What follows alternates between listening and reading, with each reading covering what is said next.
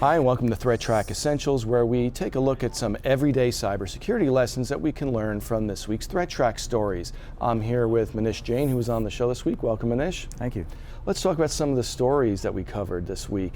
The first one, which Stan brought to us, was about some new malware that's hitting in the Mideast that's being found. Tell me what's unusual about it. Right. So, not that it's unusual, but it's one of the things that a lot of these types of malware rely on. That is there's a lot of social engineering, right? So there's always some sort of way that they kind of get you interested in clicking on either a link or clicking on a file in an email or something. And we've talked about that before, right. About clicking on bad links, opening right. a document, not enabling macros. But this right. actually used something kind of tricky that was visual. Tell me about right. So one of the docs, lore documents, it kind of blurred the image, and I think human nature, you want to see what's there, right? Because it's hidden from you, and you're curious. So you click on it, and then it walks you through enabling macros or whatever it does. And while it's doing that, you get to see the image, but it also gives you a little thing on the side that you really don't want.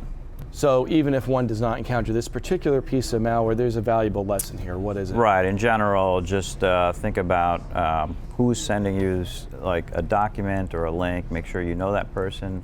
Try to verify that you're expecting something from that person that would be either a file or a link. And if it's not an email that you're familiar with, just kind of stay away from it. And most likely, if it's important enough, that it is a legitimate email, they'll probably try to send it to you again or contact you in another way. This way you can verify. So really you want to be suspicious and don't let your curiosity get the best of you. Yes, always be suspicious, because some of these bad guys, they pretty much know the types of things that would kind of interest somebody that's not fully aware of clicking on something that you don't want to click on.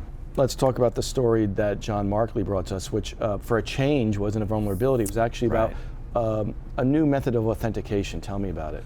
Yeah, so you basically, it's for your Google accounts, and you use your iPhone, you download an app from Google called Secure Lock, and using that you were able to use your phone as a way to authenticate to your Google accounts. Now we've all done that before, where you get a text, right? Right, so I think it's been becoming very obvious to a lot of people that getting a text message to your phone or even an email to verify, they're not all that secure, because your phone can be compromised in some way, your email account can be compromised in some way.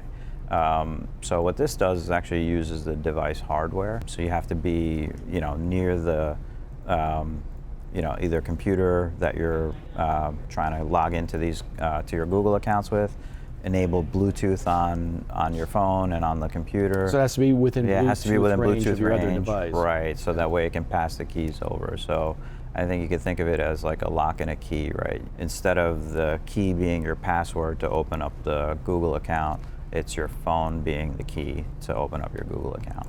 So I guess really a good piece of advice here is, as new methods of security and authentication are developed, it's a good idea to incorporate them into your life. Right, exactly. And ultimately I think as long as it's something that's easy to use, not very complex, I think things like that could be successful and they could really protect you. Now you brought us a story which is actually a continuation. Last week we talked about a big vulnerability in Microsoft that was exposed, the crypto API vulnerability.